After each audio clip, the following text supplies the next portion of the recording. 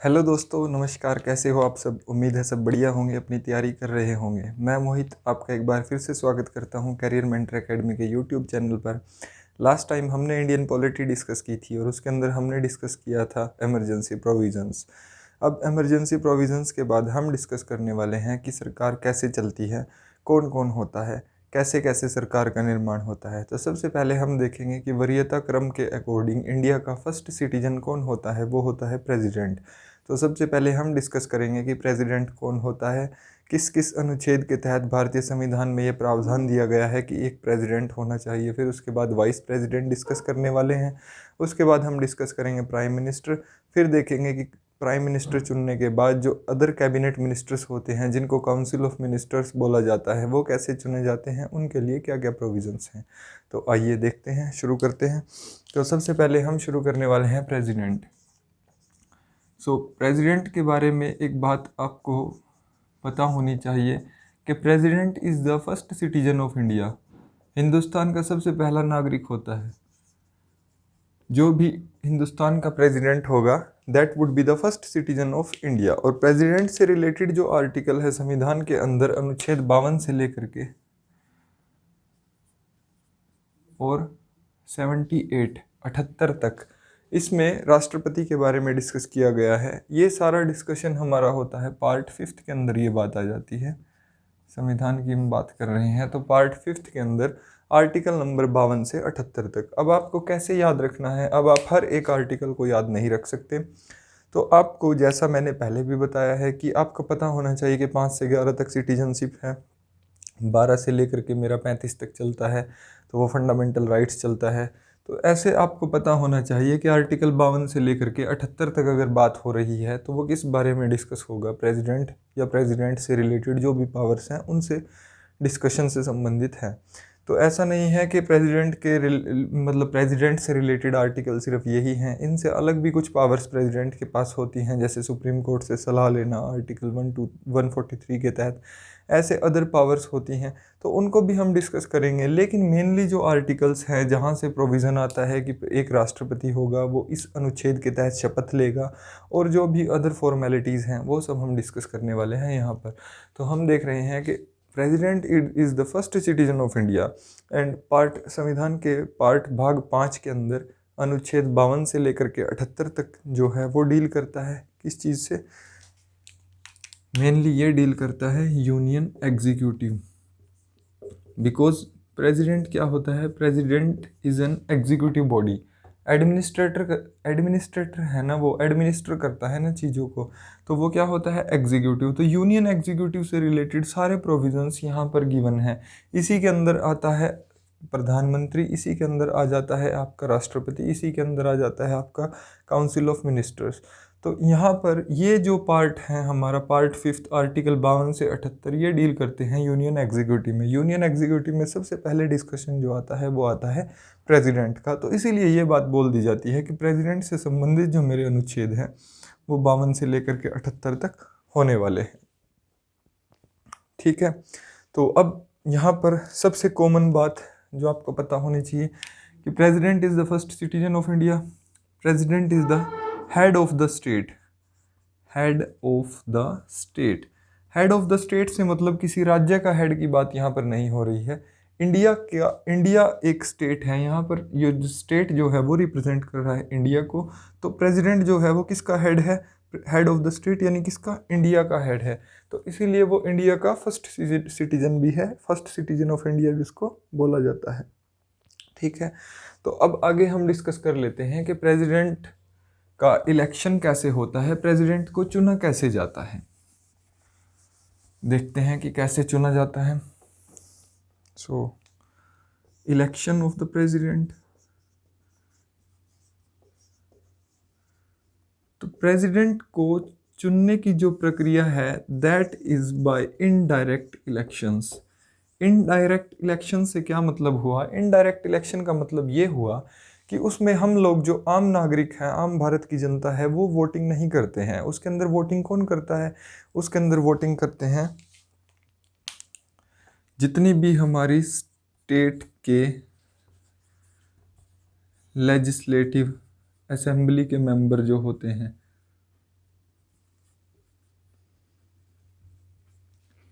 State legislative assembly के member, state legislative assembly के member के अंदर अगर हम बात करें तो यानी कि जितने मेरे एमएलएज होते हैं, जितने भी मेरे एमपीज होते हैं। एमपीज क्या होते हैं?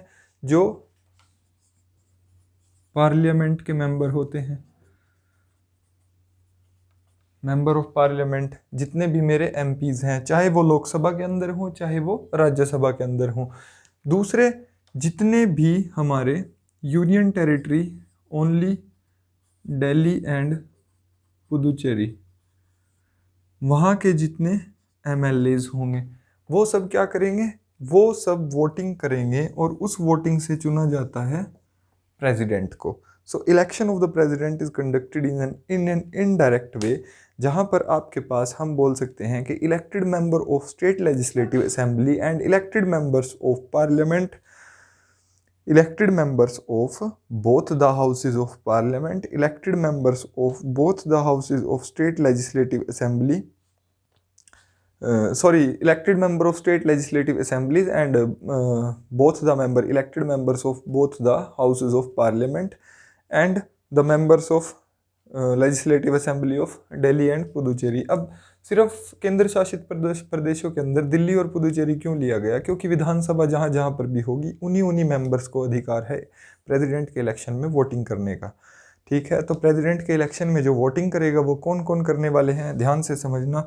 जितनी भी आपकी स्टेट लेजिस्लेटिव असेंबली हैं, जितनी भी राज्यों के अंदर विधानसभाएं हैं, उन सब के मेंबर जितने भी हैं यानी कि जितने एमएलएज हैं वो सब वोट करेंगे। दूसरा कौन वोट करेंगे? दिल्ली और पुदुचेरी, केंद्र शासित प्रदेशों के अंदर सिर्फ 2 में ही विधानसभा है, दिल्ली और पुदुचेरी के अंदर सिर्फ और सिर्फ दिल्ली और पुदुचेरी के जितने एमएलएज होंगे वो वोटिंग करने वाले हैं। और पार्लियामेंट के 2 हाउसेज होते हैं, लोकसभा और राज्यसभा। तो लोकसभा के और राज्यसभा के जो मेंबर होंगे वो वोटिंग करेंगे, तो उसे बोला जाता है इनडायरेक्ट इलेक्शन, क्योंकि हम उनको वोट नहीं करते हैं। हमने जिनको वोट किया है, हमारे चुने हुए जो रिप्रेजेंटेटिव्स हैं वो आगे वोटिंग करके प्रेसिडेंट साहब को चुनते हैं। ठीक है, तो उनकी वोटिंग से चुन लिया जाता है प्रेसिडेंट। इनडायरेक्ट इलेक्शंस होते हैं। तो अब अगर ये तो था चुनने की प्रक्रिया, अब अगर यहाँ पर साथ ही साथ देख लेते हैं तो ज़्यादा इजी रहेगा। अगर प्रेसिडेंट को हटाना हो तो प्रेसिडेंट को हटाने को बोलते हैं इम्पीचमेंट, अपदस्थ करना, उनको अपने पद से हटाना। तो अगर प्रेसिडेंट को इम्पीच किया जाता है तो तब कौन कौन वोट करेगा, तब कौन कौन बताएगा कि अब प्रेसिडेंट साहब को हटा लिया जाए, ये सही नहीं है। तो कौन करेगा? ये भी गायब हो जाएंगे, ये भी गायब हो जाएंगे। सिर्फ और सिर्फ पार्लियामेंट डिसाइड कर लेगा कि इनको हटाना है। तो इम्पीचमेंट का जो प्रोसीजर है उसके अंदर जो वोटिंग की जाएगी वो सिर्फ और सिर्फ पार्लियामेंट के अंदर हो जाएगी प्रोसेस। उसके अंदर ना तो राज्यों का कोई रोल होगा और ना ही यूनियन टेरिटरीज़ का। तो आप लोगों ने बात नोटिस की कि जब चुनना होता है तब सभी को साथ में लिया जाता है और जब हटाना होता है तो अकेली पार्लियामेंट ये काम कर सकती है। Because president is also a member of the parliament. Parliament के कितने पार्ट होते हैं? पार्लियामेंट के 3 पार्ट होते हैं। मैंने पहले भी शायद ये बात बताई थी। लोकसभा होता है, राज्यसभा होता है और प्रेसिडेंट होता है। लोकसभा, राज्यसभा और प्रेसिडेंट। तो ये जो है ये क्या होते हैं? पार्लियामेंट के 3 हिस्से होते हैं। तो अगर प्रेसिडेंट को हटाना हो तो डिसीजन कौन ले लेता है? ये दोनों ले लेते हैं। ठीक है, तो इस बात को आप ध्यान रखिएगा कि इलेक्शन ऑफ प्रेसिडेंट कैसे होते हैं। इनडायरेक्ट फॉर्म ऑफ इलेक्शंस है। ऐसा क्वेश्चन कई बार पूछ लिया जाता है कि यूनियन टेरिटरी के क्या मेंबर्स पार्टिसिपेट करते हैं प्रेसिडेंट के इलेक्शन में? हाँ करते हैं। हटाने में पार्टिसिपेट करते हैं? तो नहीं करते हैं। तो आप लोगों को ये बातें बिल्कुल क्रिस्टल क्लियर होनी चाहिए, इसीलिए मैंने इम्पीचमेंट और इलेक्शंस दोनों प्रोसीजर साथ साथ आपको बता दिए हैं कि कौन कौन पार्टिसिपेट करता है और कौन कौन नहीं करता है।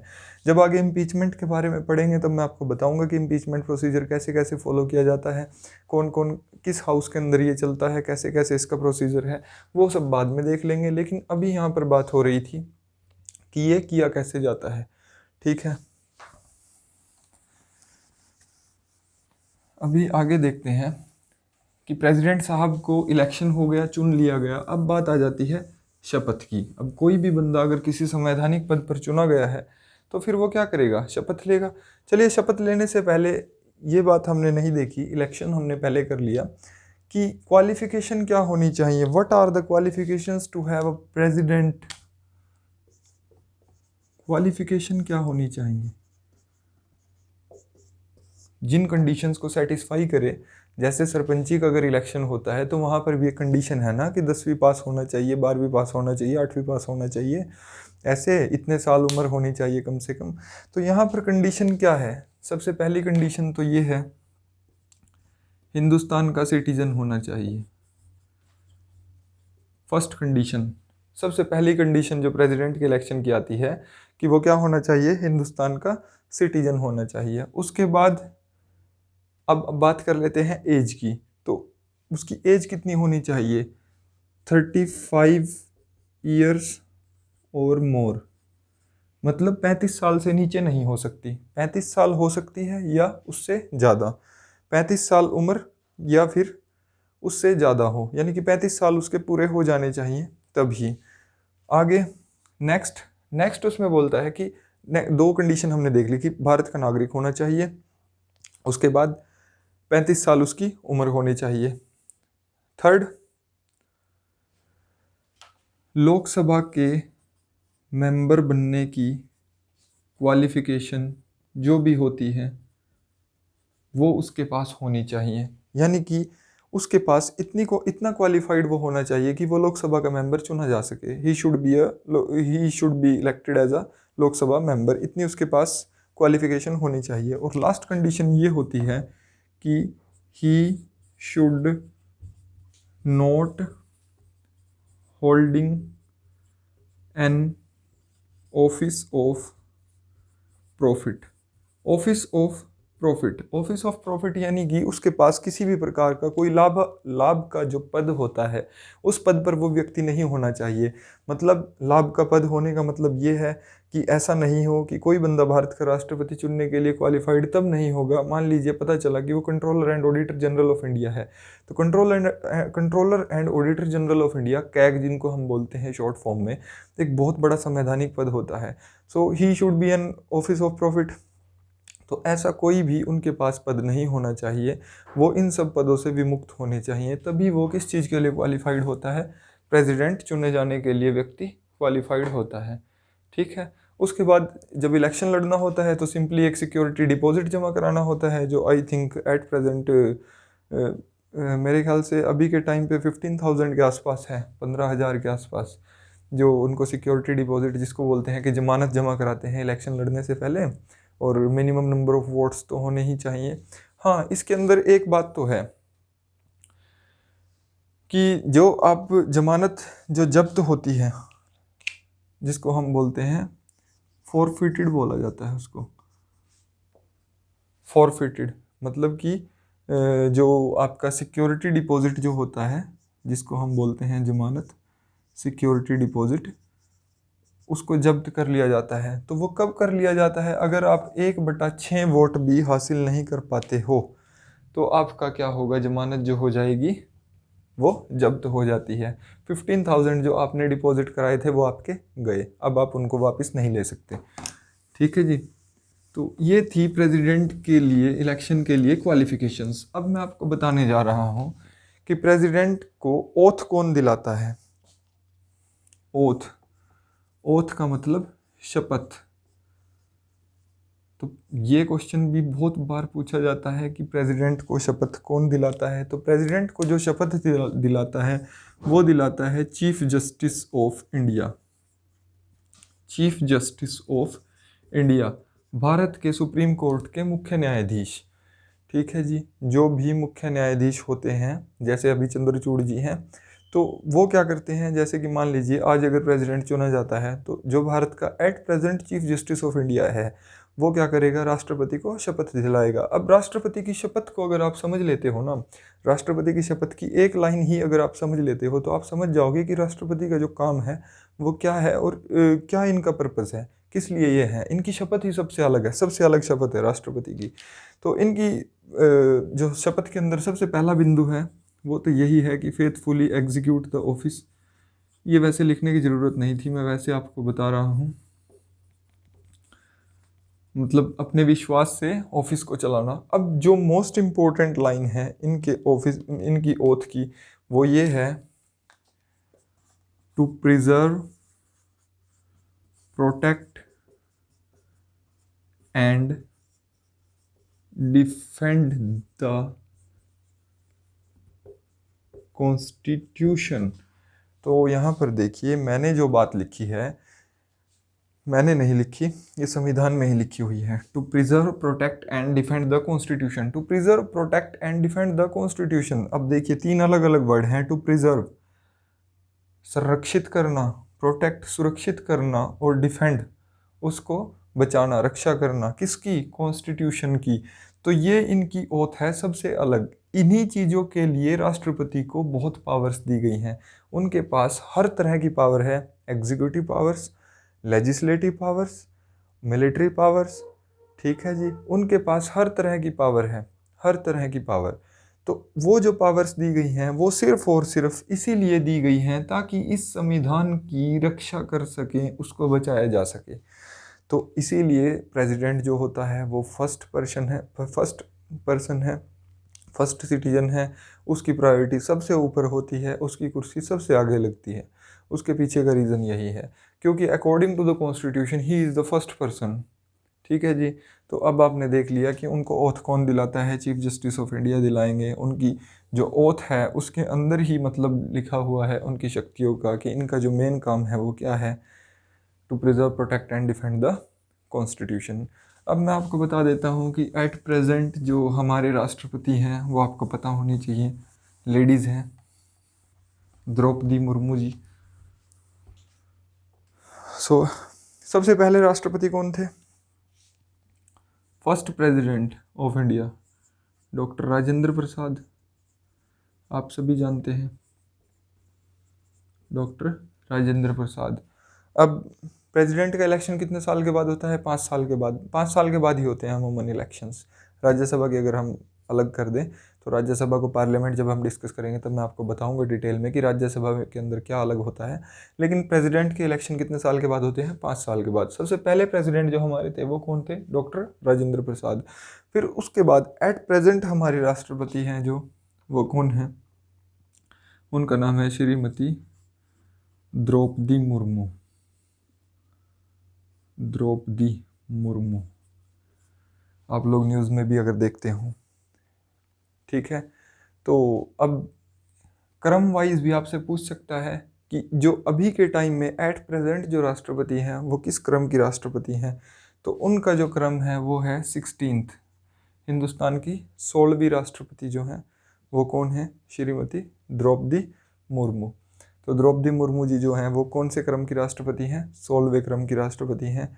इससे पहले जो रामनाथ कोविंद जी थे वो कौन से क्रम के थे? 15th। उससे पहले कौन थे राष्ट्रपति? प्रणब मुखर्जी जी थे, वो कौन से क्रम के थे? 14th, 14वें नंबर के। तो ऐसे आपसे क्रम वाइज भी पूछा जा सकता है। अच्छा, एक बात और यहाँ पर आती है, चलिए उसको मैं बाद में ही बताऊंगा, अभी नहीं।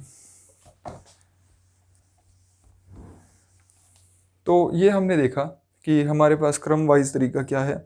अब उसके बाद कंडीशन की जो आ जाती हैं प्रेसिडेंट के ऑफिस की, कि कंडीशंस क्या हैं प्रेसिडेंट ऑफिस की। कंडीशन ऑफ प्रेसिडेंट्स ऑफिस, सबसे पहली कंडीशन ये है, he should not be a member of Lok Sabha और राज्यसभा। ना तो लोकसभा का ना राज्यसभा का, वो इनमें से किसी का भी मेंबर नहीं होना चाहिए। सबसे पहली कंडीशन यही है। उसके बाद उसके पास कोई प्रॉफिट का ऑफिस नहीं होना चाहिए, ये हमने अभी देखा था, और प्रॉफिट ऑफिस नहीं होना चाहिए, ये चीज़ उसकी कंडीशन दूसरी है। उसके बाद उसके पास मतलब जो उसकी जो पेमेंट वगैरह है, हाउस और उसकी जो सैलरी वगैरह है, उसके साथ आप किसी भी प्रकार की कोई छेड़छाड़ नहीं कर सकते, किसी भी प्रकार का, क्योंकि ये डायरेक्टली चार्ज्ड एक्सपेंडिचर होता है। जो कहाँ से निकाला जाता है? भारत के निधि फंड से निकाला जाता है। मतलब कि जो हमारा दो तरह के फ़ंड हमारे पास होते हैं, एक होता है कंसोलिडेटेड फंड ऑफ इंडिया, एक होता है कंटीजेंसी फंड ऑफ इंडिया।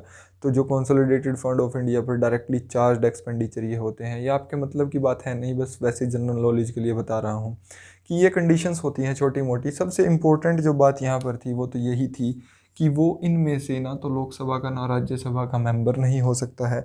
आप लोगों ने देखा भी होगा कि अगर किसी को राष्ट्रपति, जैसे कि जो हमारे इनसे पहले राष्ट्रपति जो थे, रामनाथ कोविंद जी से पहले जो हमारे प्रणब मुखर्जी जी जो राष्ट्रपति थे, वो कांग्रेस के लीडर थे। अब उनको जब राष्ट्रपति का चुनाव लड़वाना था तो उनसे क्या किया गया था, उन्होंने अपनी जो एमपी की जो सदस्यता थी उससे क्या दे दिया था, इस्तीफ़ा दे दिया था। वो इस्तीफ़ा देने के बाद मतलब इलेक्शन लड़े और उसके बाद जीते और उसके बाद वो राष्ट्रपति बने।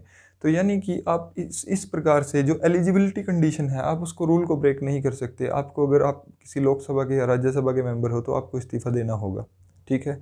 तो आप क्योंकि कोई भी ऑफिस ऑफ प्रॉफिट होल्ड नहीं कर सकते, ये फर्स्ट कंडीशन है, ठीक है। तो ये कंडीशंस हैं कुछ प्रेसिडेंट ऑफिस की। उसके बाद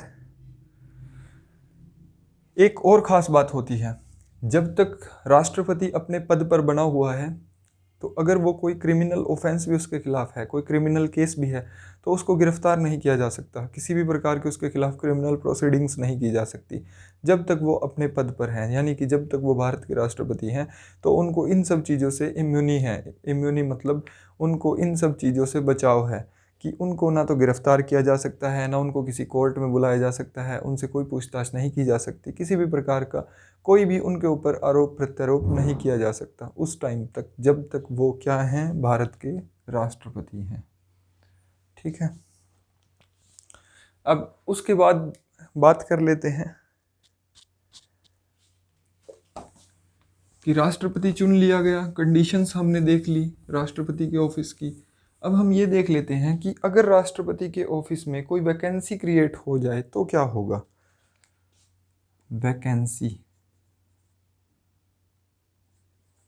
वैकेंसी का मतलब कि या तो देखिए तीन तरह से हो सकता है ऐसा, या तो ऐसा हो कि राष्ट्रपति जी बीमार चल रहे हैं, छुट्टी पर हैं, ठीक है, तब वैकेंसी हो जाएगी। या फिर ऐसा है कि वो कहीं बाहर गए हुए हैं, किसी विदेश यात्रा पर हैं, तब वैकेंसी हो जाएगी। या फिर ऐसा है कि वो पद पर हैं ही नहीं, पद पर हैं ही नहीं मतलब एक्सपायर हो गए, या उनका कार्य मतलब एक्सपायर हो गए हैं, या कोई मिसहैप हो गया है, वो अपने पद पर नहीं है। अगर वैकेंसी क्रिएट हो जाती है तब क्या होता है।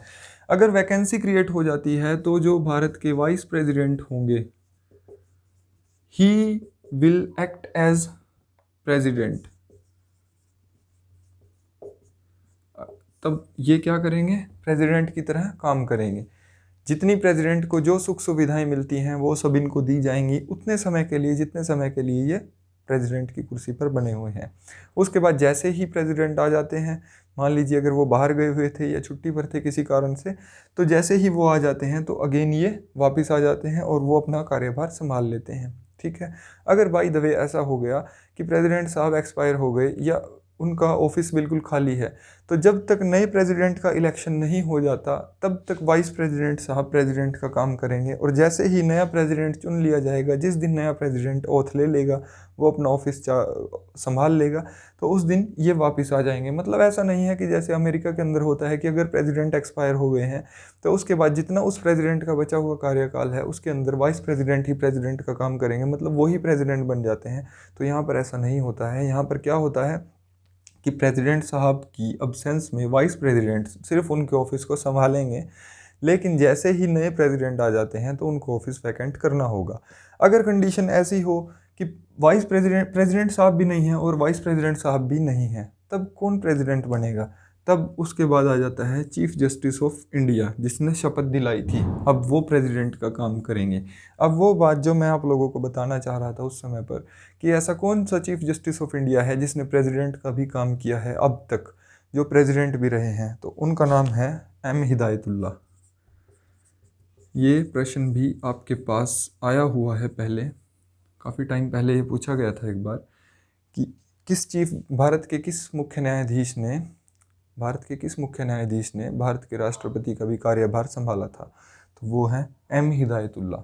इन्होंने क्या किया था, प्रेसिडेंट साहब भी नहीं थे, वाइस प्रेसिडेंट भी नहीं थे, तो उस टाइम पीरियड के लिए जो भी था उस टाइम पीरियड के लिए एम हिदायतुल्लाह साहब क्या थे, सीजीआई की जगह एज अ प्रेसिडेंट इन्होंने काम किया था। तो जो प्रेसिडेंट को सैलरी और एक्सपेंसेस और हाउस फैसिलिटीज़ और जो भी अदर एक्सपेंसेस जो भी मिलता है वो सब इनको प्रोवाइड कराया गया था।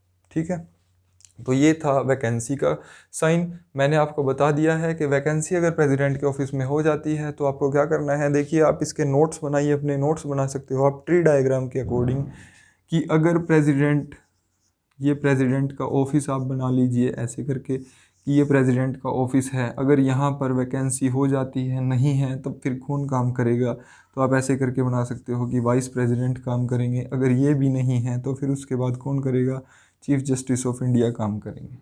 ठीक है, अगर ये भी नहीं है तो फिर कौन काम करेगा, फिर उसके बाद जो सीनियर जज होगा, सीनियर मोस्ट जज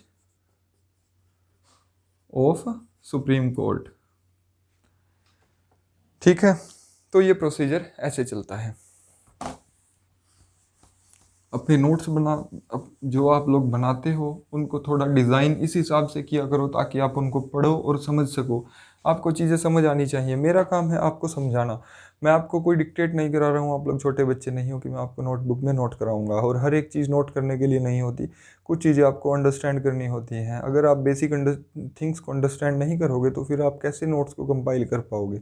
नोट्स जितने शॉर्ट और क्रिस्पी हों उतने ज़्यादा बेहतर होना चाहिए। मान लीजिए आपने स्टार्टिंग में पॉलिटी के नोट्स बनाए हैं और आपके नोट्स बने हैं 200 पेज के, तो उसके बाद उनको जब आप रिवाइज़ करते हो तो रिवाइज़ कर करके उनको 50 पेजेस पे बस ख़त्म कर दीजिए, क्योंकि 50 पेजेस को एग्ज़ाम से पहले देखना ज़्यादा इजी होता है। बाकी के जो 150 पेज हैं वो आपके माइंड में सेट हो जाने चाहिए, मतलब इतनी रिवीजन आपको करनी चाहिए। जब आप इतना रिवीजन करोगे तभी तो आप समझ पाओगे चीज़ों को कि हाँ ये है, ये है।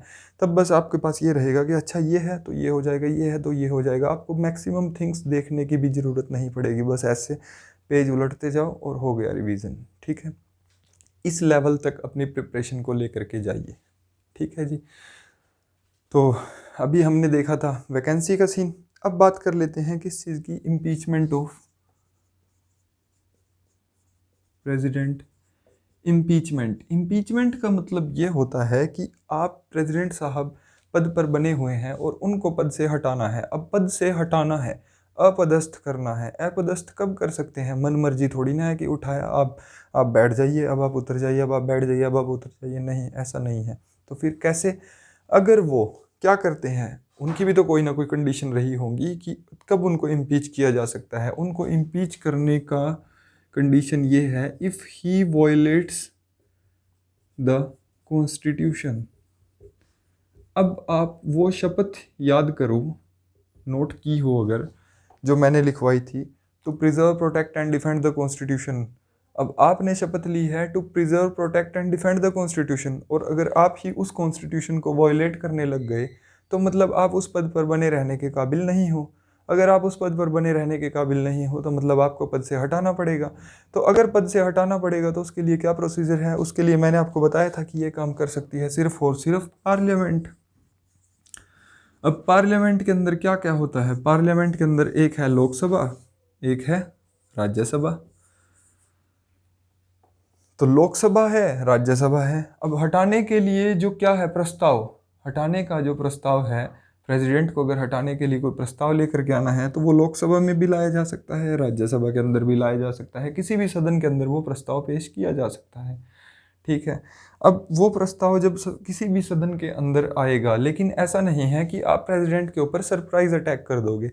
अगर आप कोई प्रस्ताव लेकर के आ रहे हैं तो उसके लिए आपको 14 दिन पहले, प्रस्ताव लाने से 14 दिन पहले आपको एडवांस नोटिस देना होगा। एडवांस नोटिस देना होगा किसको, प्रेसिडेंट को, कि हम आपको हटाने के लिए ये नोटिस लेकर के आ रहे हैं। इम्पीचमेंट को हिंदी में बोला जाता है महाभियोग। जो हिंदी भाषी बच्चे हैं, महाभियोग, अगर आप लोगों ने ये शब्द सुना हो, महाभियोग। अब यहाँ पर ना बहुत सी कन्फ्यूज़न क्रिएट कर दी जाती है कि जो हमारे जजेस होते हैं, सुप्रीम कोर्ट हाई कोर्ट के जजेस होते हैं, उनके लिए भी इम्पीचमेंट वर्ड यूज़ किया जाता है। एक्चुअल में उनको इम्पीच नहीं किया जाता, उनको इम्पीच नहीं किया जाता। इम्पीच किया जाता है सिर्फ और सिर्फ राष्ट्रपति जी को, उनको रिमूव किया जाता है। ठीक है। तो इम्पीचमेंट और रिमूवल ये दोनों वैसे तो सेम शब्द हैं, लेकिन पॉलिटी के अंदर हर एक शब्द की अलग अलग जगह पर अलग अलग अनुवाद होता है, अलग अलग उसका मतलब निकलता है।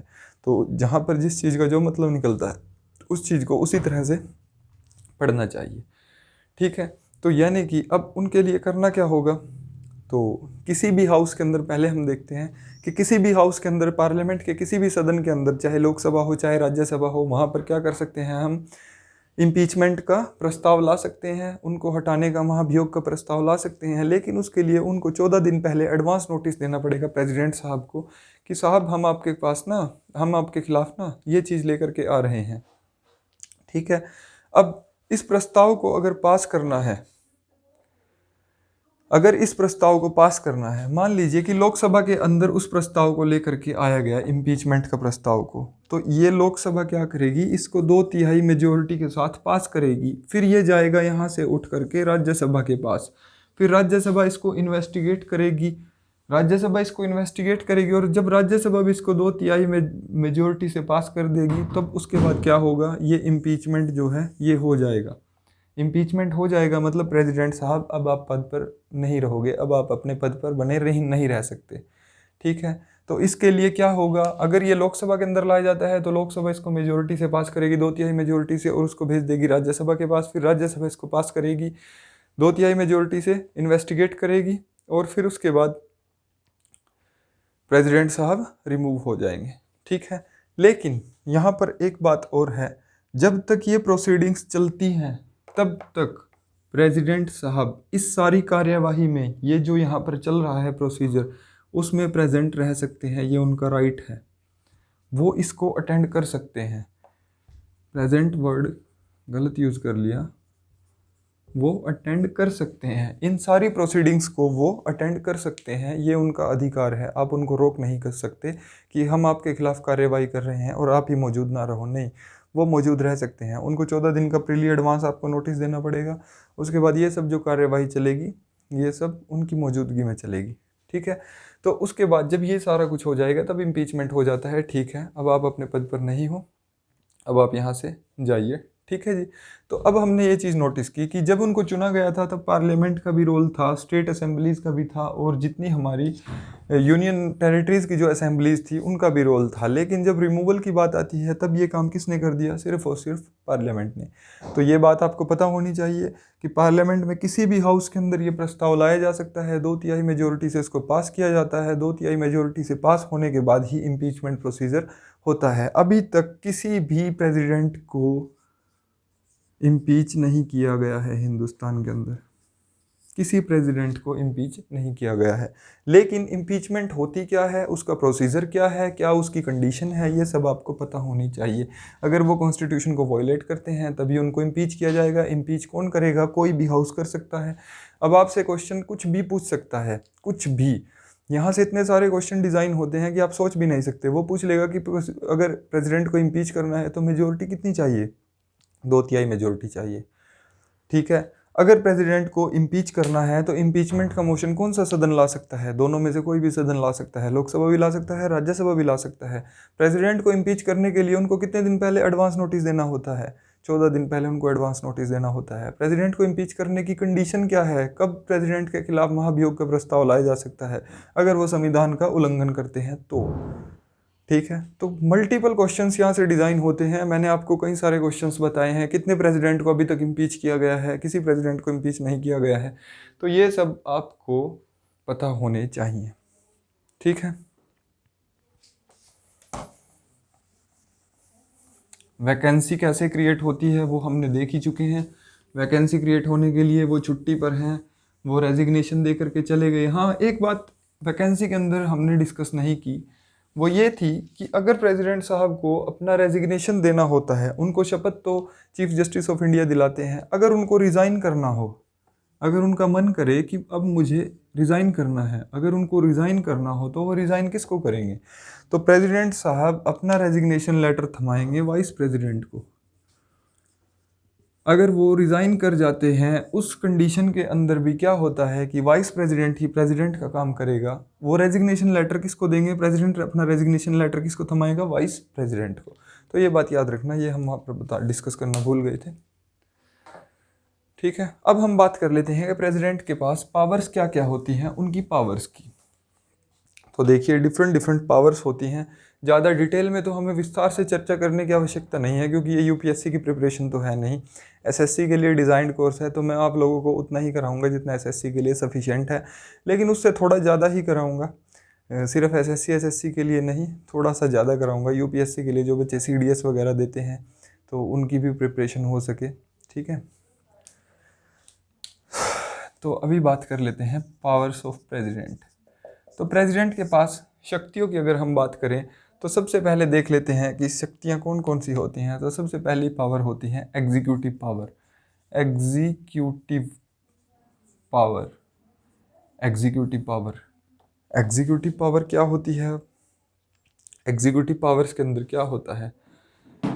सबसे पहली एग्जीक्यूटिव पावर और सबसे बड़ी एग्जीक्यूटिव पावर जो प्रेसिडेंट की होती है वो तो ये है कि जितना भी हिंदुस्तान के अंदर जो भी काम हो रहा है वो सब राष्ट्रपति के नाम पर हो रहा है। So all the procedures are doing on his name. राष्ट्रपति के नाम पर ही सारी चीज़ें होती हैं। मतलब राष्ट्रपति के नाम पर कैसे होती हैं? कोई भी बिल अगर पास होता है, लोकसभा में पास हुआ, फिर राज्यसभा में पास हुआ, फिर वो चला जाता है राष्ट्रपति के पास, तो वहाँ पर क्या होता है? राष्ट्रपति के सिग्नेचर होते हैं। जैसे ही राष्ट्रपति ने सिग्नेचर किए वो क्या हो गया? पूरे हिंदुस्तान के अंदर लागू हो गया। तो यानी कि जो कुछ भी चल रहा है, जितना भी एडमिनिस्ट्रेटिव वर्क है, वो किन के नाम पर होता है? राष्ट्रपति जी के नाम पर। यहाँ तक कि किसी यूपीएससी एस्पिरेंट है, कोई भी यूपीएससी एस्पिरेंट है, मान लीजिए आप आज लोग तैयारी कर रहे हो, कल को आप सर्विसेज में जाओगे, तो सर्विसेज में जाओगे तो आप लोगों को जो नौकरी मिली है वो किसके प्रसाद पर्यंत मिली है? यही शब्द यूज़ किया जाता है, प्रसाद पर्यंत। किसके मिली है? वो मिली है भारत के राष्ट्रपति के। आपको राष्ट्रपति देने वाला है, जो हिंदुस्तान को एडमिनिस्टर कर रहा है, वो है प्रेसिडेंट। तो भारत के राष्ट्रपति के प्रसाद पर्यंत ही आपको नौकरी मिली है। हो सकता है कि आपके जो ज्वाइनिंग लेटर हैं उस पर किसी और के साइन हो, लेकिन आपको नौकरी देने वाला रियल पर्सन जो है वो भारत के राष्ट्रपति ही हैं। ऐसे ही जैसे यूपीएससी के जो आईएएस आईपीएस वगैरह होते हैं, उनके जो ज्वाइनिंग लेटर्स वगैरह आते हैं, उनको जो नौकरी मिलती है, वो सब आपको जो नौकरी मिल रही है वो मिल रही है भारत के राष्ट्रपति के प्रसाद पर्यंत प्रारूप से। ठीक है, तो आपको जो भी नौकरी मिल रही है वो मिलती है भारत के राष्ट्रपति के उससे। यानी कि जितने भी ऑफिशियल एक्शंस जो होते हैं वो सब किसके नाम पर किए जाते हैं? राष्ट्रपति के नाम पर किए जाते हैं। उसके बाद सेकंड पावर जो उसके पास होती है,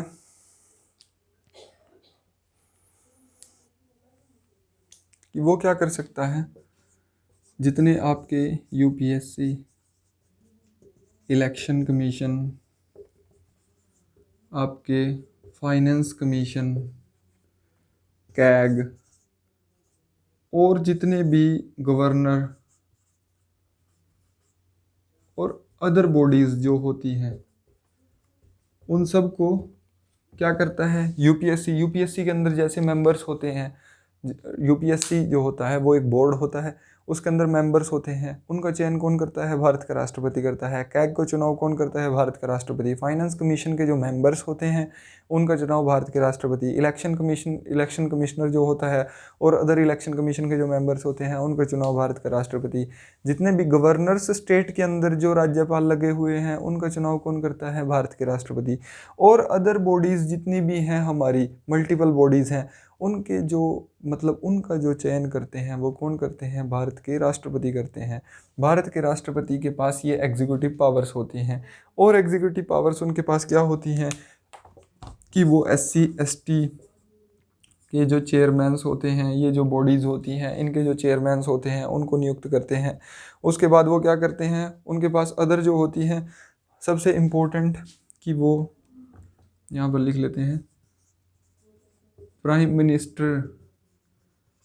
प्राइम मिनिस्टर जो मेजॉरिटी पार्टी जो होती है ना, जब कोई भी इलेक्शन जीत करके आते हैं पार्टीज़, अब मान लीजिए सेंट्रल गवर्नमेंट का इलेक्शन हो रहा है, तो जो भी पार्टीज़, 2 पार्टीज़ मान लीजिए आई हैं, तो जो मेजॉरिटी पार्टी होगी ना, उसका हाउस ऑफ द लीडर होगा, वो राष्ट्रपति को अपना दावा पेश करेगा कि मैं सरकार बनाऊंगा। तब राष्ट्रपति क्या करेंगे? उसको प्रधानमंत्री चुनेंगे, फिर उसकी मदद से काउंसिल ऑफ मिनिस्टर्स को चुना जाता है। सबसे बड़ी पावर जो हमने मिस कर दी थी। तो ये सब क्या है, राष्ट्रपति की एग्जीक्यूटिव पावर्स हैं, और अदर बहुत सारी एग्जीक्यूटिव पावर्स राष्ट्रपति के पास होती हैं। हमने कुछ मुख्य मुख्य डिस्कस की हैं कि एग्जीक्यूटिव पावर्स होती क्या हैं। वही प्रोसीजर्स वगैरह डिसाइड करता है कि ऐसे ऐसे होगा, ये सब होना है। तो ये सब किसके हाथ में होता है, भारत के राष्ट्रपति के हाथ में। अब नेक्स्ट पावर हम देखते हैं, नेक्स्ट पावर की हम बात कर रहे हैं तो वो होती हैं legislative powers. Legislative powers, legislative powers क्या होती हैं, अब जो लेजिस्लेशन से संबंधित हैं उनको बोला जाता है लेजिस्लेटिव पावर्स। राष्ट्रपति की लेजिस्लेटिव पावर्स। लेजिस्लेटिव पावर्स के अंदर क्या होता है, देखिए लेजिस्लेटिव पावर्स के अंदर तो ये होता है कि वो पार्लियामेंट के किसी भी सदन को संबोधित कर सकता है। पार्लियामेंट के किसी भी सदन को समन कर सकता है, मतलब संबोधित कर सकता है। जब भी पार्लियामेंट का सेशन शुरू होता है तो होता क्या है कि सबसे पहली स्पीच जो होती है वो राष्ट्रपति देते हैं। सदन के अंदर आते हैं, जैसे ही सत्र शुरू हुआ, जैसे कि संसद के अंदर अगर जब हम पार्लियामेंट डिस्कस करेंगे तब हम आपको बताऊंगा कि 3 सत्र चलते हैं संसद के अंदर, शीतकालीन सत्र, ग्रीष्मकालीन सत्र, ऐसे अलग अलग होते हैं ना, बजट सेशन आता है ऐसे। तो जो सत्र चलते हैं, कोई भी सत्र अगर संसद का शुरू होना है, संसद की कार्यवाही शुरू होनी है, तो उसके लिए क्या करते हैं, सबसे पहले संबोधन कौन करते हैं, भारत के राष्ट्रपति करते हैं। और राष्ट्रपति के संबोधन जो होता है उसके बाद जो सरकार होती है, रूलिंग गवर्नमेंट, वो क्या पास करती है, वो पास करती है vote of thanks motion. Vote of thanks मतलब राष्ट्रपति का वो उस संबोधन के लिए धन्यवाद देती है। अब ये जो वोट ऑफ थैंक्स मोशन जो होता है, इसको पास करना बहुत ज़रूरी होता है, क्योंकि अगर सरकार इस मोशन को पास नहीं करा पाती है तो इसका मतलब आप सत्ता में रहने के काबिल नहीं हो, आपके पास मेजोरिटी नहीं है, मतलब आप सत्ता से आउट हो रहे हो।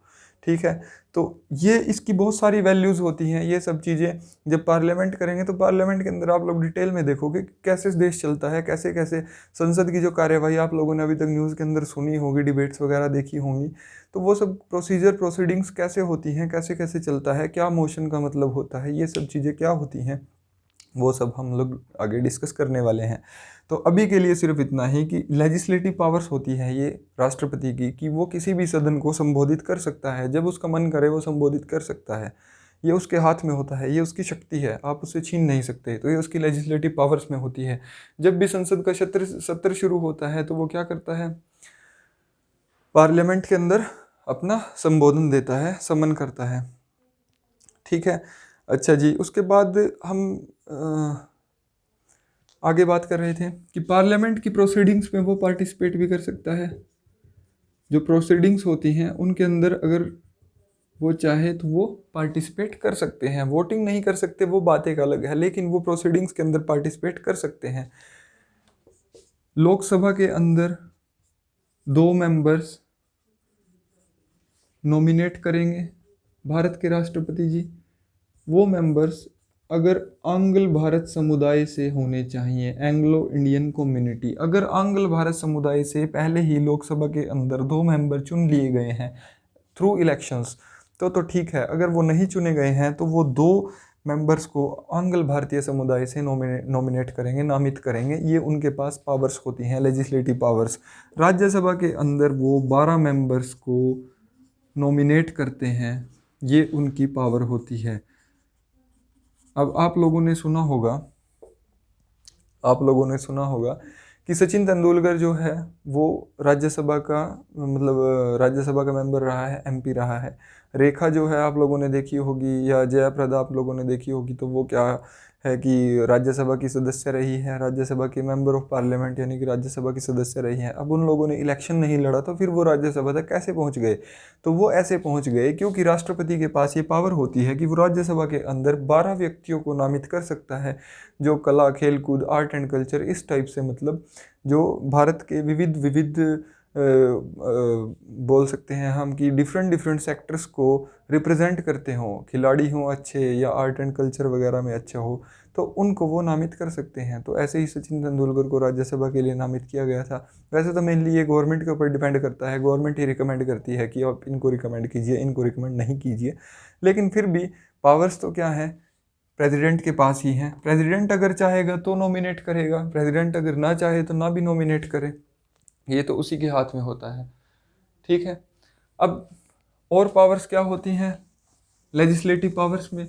अब पार्लियामेंट की जो प्रोसीडिंग्स चलती हैं ना, पार्लियामेंट के अंदर होता क्या है कि दो सदन हमारे पास होते हैं, एक होता है लोकसभा, एक होता है राज्यसभा। अब लोकसभा और राज्यसभा दो सदन हमारे पास होते हैं, लोकसभा और राज्यसभा। अब मान लीजिए कि कोई बिल आया है, उस बिल को लोकसभा ने पास कर दिया और राज्यसभा उस पर एग्री नहीं कर रहा है, तो क्या हो जाएगा? डेडलॉक हो जाएगा, मतलब बिल अटक जाएगा। अगर बिल अटक जाता है और रूलिंग गवर्नमेंट इस चीज़ के लिए, उस बिल को लेकर के इंटरेस्टेड है कि अब हमें इसको पास कराना ही है, इसको पास कराना ही है, इसको अटकाना नहीं है, तो फिर वो क्या करेंगे? वो जाएंगे प्रेसिडेंट साहब के पास कि प्रेसिडेंट साहब आप ऐसा कीजिए, जॉइंट सीटिंग बुलाइए। तो दोनों की जॉइंट सीटिंग को भी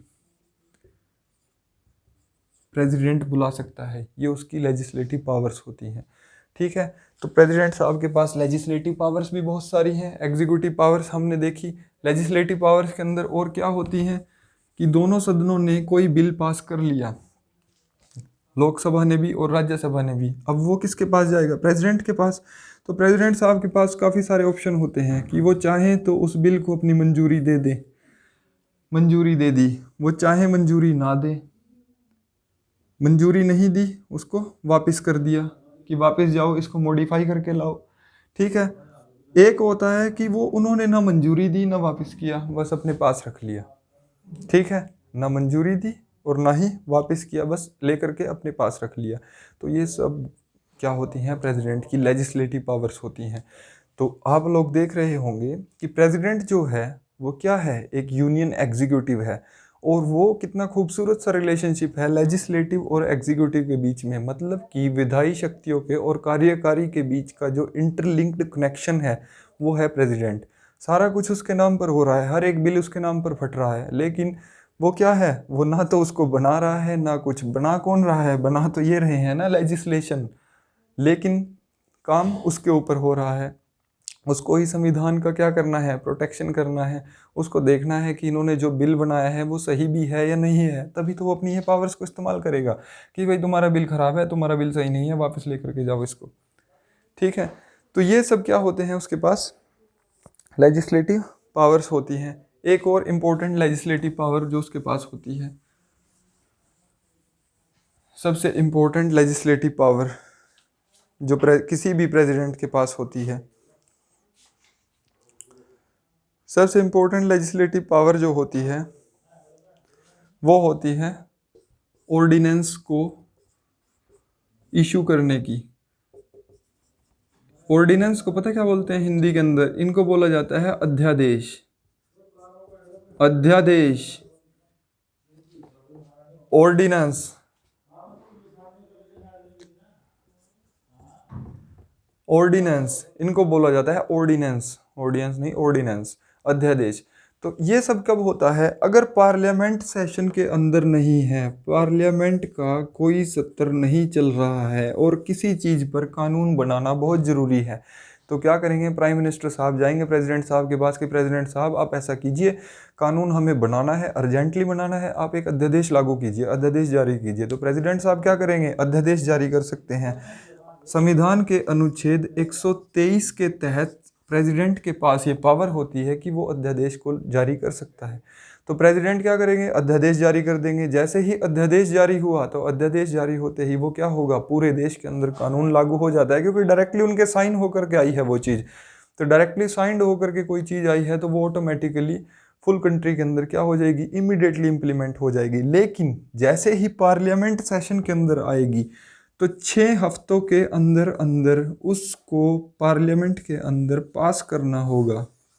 अगर पार्लियामेंट के अंदर 6 हफ्तों के अंदर उसको पास कर दिया जाता है तब तो वो कानून बना रहेगा। अगर 6 हफ्तों तक उसको पास नहीं करती है पार्लियामेंट तो फिर क्या होगा? वो ख़त्म हो जाएगा, अध्यादेश ख़त्म हो जाएगा। प्रेसिडेंट साहब जब चाहें इस अध्यादेश को वापस भी ले सकते हैं। जरूरी नहीं है कि पार्लियामेंट सत्र में हो या ना हो। अगर उनका कल को मन किया, आज उन्होंने कोई अध्यादेश सुबह के टाइम जारी किया है, शाम को उनका मन किया कि नहीं नहीं वापस लेना है, तो वो वापस भी ले सकते हैं। ये उनकी पावर होती है। तो संविधान के अनुच्छेद 123 के तहत वो ऑर्डिनेंस भी इशू कर सकते हैं। ये उनके पास बहुत इंपॉर्टेंट लेजिस्लेटिव पावर्स होती हैं। आगे हम देखते हैं फाइनेंशियल पावर्स क्या होती हैं प्रेसिडेंट की। नेक्स्ट पावर का हम डिस्कस कर रहे हैं वो होती है प्रेसिडेंट की फाइनेंशियल पावर्स। फाइनेंशियल पावर तो प्रेसिडेंट के पास ये होती है कि जो आपका बजट होता है, जिसको बोला जाता है annual financial statement, annual financial statement, ये सब जो होता है ये सब किसके, प्रेसिडेंट की मर्जी से ही सदन में पेश किया जाता है। प्रेसिडेंट की मर्जी से प्रेसिडेंट जितनी आपकी यूपीएससी की, कैग की, जितनी भी ये रिपोर्ट्स होती हैं, अदर रिपोर्ट्स जो आती हैं, उनको उठा करके कहाँ रखता है, पार्लियामेंट के समक्ष प्रोड्यूस करता है कि ये है लेखा जोखा। आप इन पर डिस्कस कीजिए, विचार कीजिए, ये हुआ है देश के अंदर, ठीक है। और इम्पोर्टेंट मनी पावर्स उनके पास होती हैं कि कोई भी मनी बिल, किसी भी मनी बिल को प्रेसिडेंट की मंजूरी लिए बिना संसद के अंदर पेश नहीं किया जा सकता। पहले प्रेसिडेंट साहब की क्या लिख दिया, प्रेसिडेंट साहब की एसेंट के बिना, मंजूरी के बिना, प्रेसिडेंट साहब की मंजूरी के बिना किसी भी मनी बिल को पेश नहीं किया जा सकता। हाँ, एक बार कोई मनी बिल मान लीजिए इंट्रोड्यूस किया गया और उस मनी बिल की प्रेसिडेंट साहब पहले ही मंजूरी दे देंगे, उसके बाद प्रेसिडेंट साहब के पास ये शक्ति नहीं बचती है कि उस मनी बिल को उठा करके वापस भेज दीजिए कि नहीं नहीं ये सही नहीं है, तो फिर वो ऐसा नहीं कर सकते क्योंकि आपने उस चीज़ के लिए पहले ही मंजूरी दे दी है। तो यानी कि कोई भी मनी बिल किसी भी प्रकार से इंट्रोड्यूस नहीं किया जा सकता जब तक कि उसके पास प्रेसिडेंट की एसेंट पहले से ना हो। कोई भी पैसा भारत के कंटीजेंसी फंड से उनकी परमिशन के बिना नहीं निकाला जा सकता। पहले प्रेसिडेंट साहब से मंजूरी लेनी होगी, उनकी परमिशन के बिना किसी भी प्रकार की कोई ग्रांट आप डिमांड नहीं कर सकते। तो देखिए कितनी इंपॉर्टेंट पावर्स उनके पास होती हैं। हमने अभी तक देखा कि एग्जीक्यूटिव पावर्स उनके पास हैं, लेजिस्लेटिव पावर्स उनके पास हैं, फाइनेंशियल पावर्स उनके पास हैं। अब उनकी पावर्स की बात करते हैं, जुडिशरी पावर्स की। तो अभी आप देखते जाइए कि प्रेसिडेंट कितना पावरफुल होता है, पावरफुल ऑफिस है बहुत।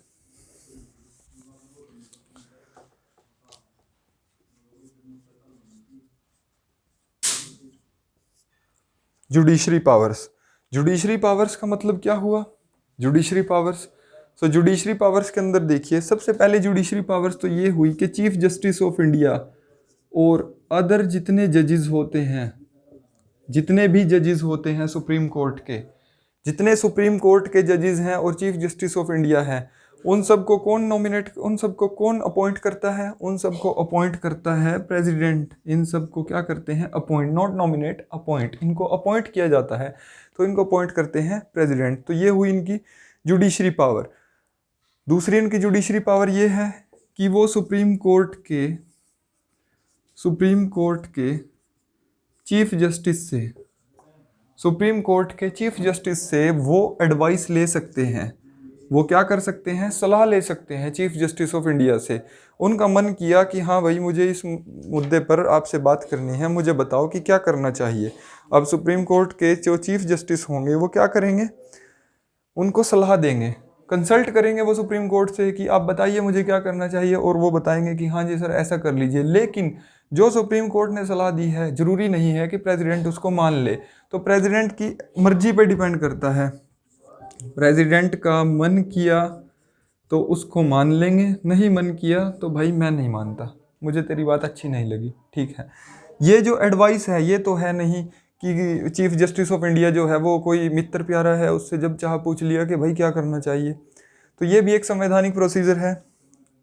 संविधान का आर्टिकल नंबर 143 प्रेसिडेंट को ये पावर देता है कि वो चाहे तो सुप्रीम कोर्ट से किसी भी मुद्दे पर सलाह ले सकता है कि इस पर क्या करना चाहिए, लेकिन वो जो एडवाइस सुप्रीम कोर्ट देता है वो उसके ऊपर किसी भी प्रकार से बाइंडिंग नहीं है, बाध्य नहीं कर सकती प्रेसिडेंट को कि आपको ऐसा करना ही चाहिए।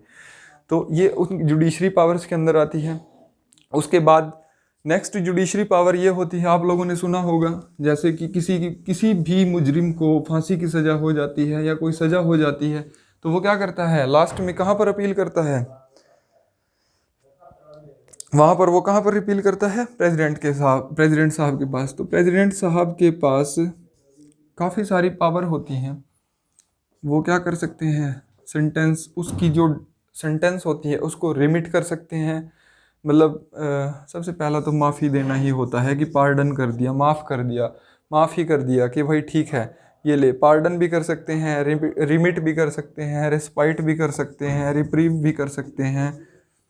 तो इन सब को मैं आपको आगे थोड़ा डिटेल में बताऊंगा। तो ये सब क्या होती हैं, प्रेसिडेंट साहब की जुडिशरी पावर्स होती हैं, जुडिशियल पावर्स उनके पास होती हैं।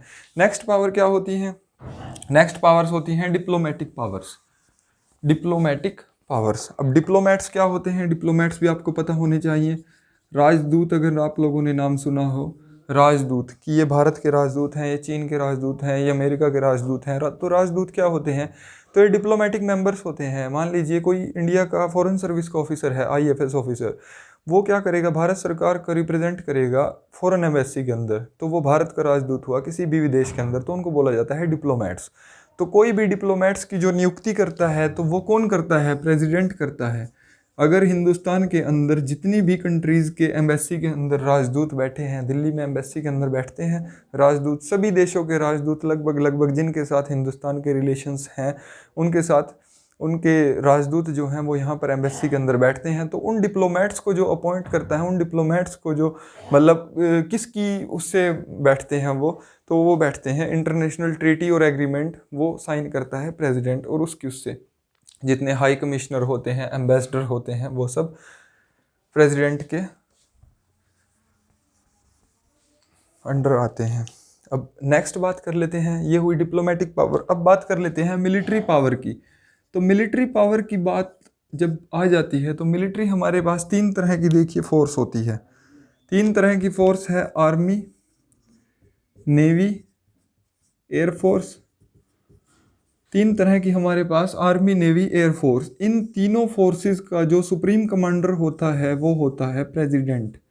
तो प्रेसिडेंट इज द चीफ, सेनापति होता है ये, तीनों सेनाओं का सेनापति। तो तीनों सेनाओं का सेनापति कौन हुआ, प्रेसिडेंट। प्रेसिडेंट ही अगर मान लीजिए हिंदुस्तान पर कोई अटैक कर देता है और कहीं पर आर्मी भेजनी है तो प्रधानमंत्री आदेश नहीं देंगे, आदेश देंगे राष्ट्रपति जी। प्रधानमंत्री बोलेंगे राष्ट्रपति जी को कि ऐसा ऐसा हुआ है, आप ऐसा कीजिए। तो फिर ये क्या करेंगे, ये बोलेंगे कि हाँ भाई तू जा, तुम्हें वहाँ पर अटैक करना है, तुम्हें वहाँ पर डिफेंड करना है, जो भी ऑर्डर जैसा भी होता है। मतलब अब इस कड़ी के अंदर बीच में एक और ऑफिस बना दिया गया है CDS का, chief of defence staff. Chief of defence staff जो होता है वो क्या किया गया है कि इस काम को हल्का कर दिया गया है, ये तीनों सेनाओं का नेतृत्व करते रहते हैं, क्योंकि प्रेसिडेंट साहब के पास इतना टाइम नहीं होगा कि वो डेली के डेली सभी की रिपोर्ट ले रहे हैं।